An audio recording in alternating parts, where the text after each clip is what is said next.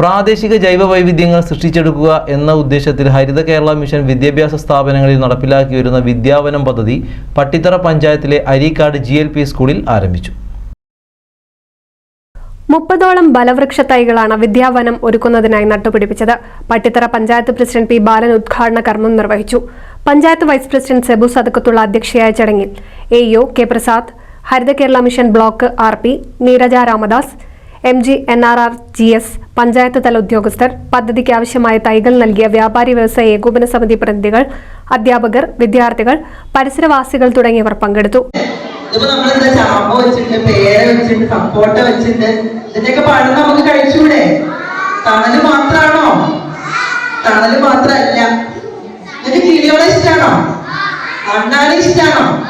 ഇതൊക്കെ ഉണ്ടാവും ഒന്ന് കൂട്ടുകൂടാനായിട്ട്. ഇതൊക്കെ വളർന്നു വന്ന് കായും വിലയും പൂവൊക്കെ ആവുമ്പോ ഈ പറഞ്ഞ പോലെ പൂമ്പാറ്റിയും മണ്ണാലും കിളികളും തത്തമ്മയും ഒക്കെ വരും നിങ്ങളുടെ കൂടെ കൂട്ടുകൂടാനായിട്ട്.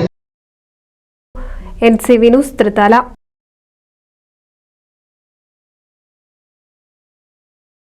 വിക്ടറി ITI എടപ്പാൾ ബ്രാഞ്ചിലേക്ക് SSLC+2 കഴിഞ്ഞവർക്ക് കേരള ഗവൺമെന്റ് PSC അംഗീകൃത 1 വർഷ 2 വർഷ ITI കോഴ്സുകൾക്കും 2 വർഷ KGCE എഞ്ചിനീയറിംഗ് കോഴ്സുകൾക്കും അഡ്മിഷൻ ആരംഭിച്ചിരിക്കുന്നു. Victory ITI Kuttippuram road, Edappal.